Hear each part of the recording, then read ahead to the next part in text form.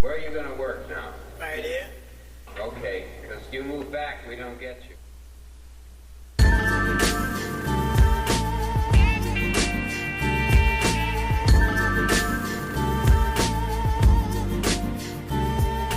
The making of a slave. Gentlemen, I greet you here on the bank of the James River in the year of our Lord 1712.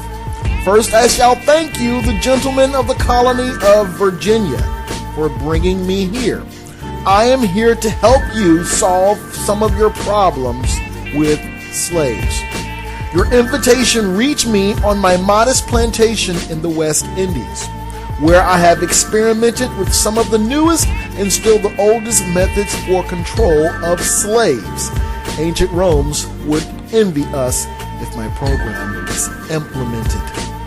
As our boat sailed south on the James River, named for our illustrious king, whose version of the Bible we cherish, I saw enough to know that your problem is not unique.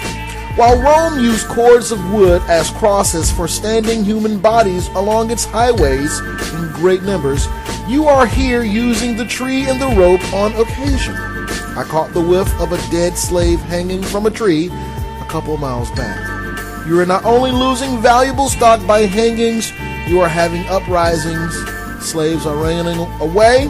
Your crops are sometimes left in the fields too long for maximum profit. You suffer occasional fires. Your animals are killed. Gentlemen, you know what your problems are. I do not need to elaborate. I am not here to enumerate your problems. I am here to introduce you to a method of solving them. In my bag here, I have a foolproof method for controlling your black slaves. I guarantee every one of you that if installed correctly, it will control the slaves for at least 300 years. My method is simple. Any member of your family or overseer can use it. I have outlined a number of differences among the slaves and make the differences bigger. I use fear, distrust, and envy for control. These methods have worked on my modest plantation in the West Indies, and it will work throughout the South. Take this simple little list of differences and think about them.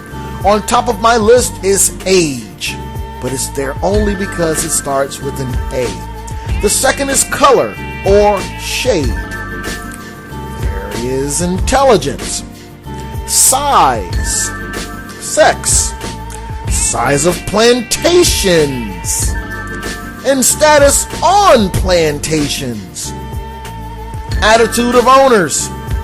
Whether the slaves live in the valley or on a hill, east, west, north, south, have fine hair, coarse hair, or is tall or short.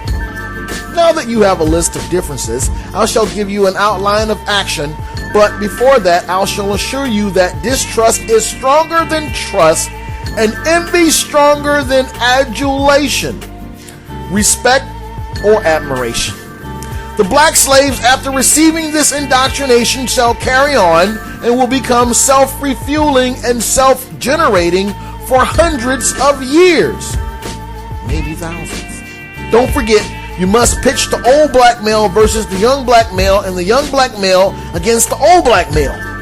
You must use the dark-skinned slaves versus the light-skinned slaves, and the light-skinned slaves versus the dark-skinned slaves.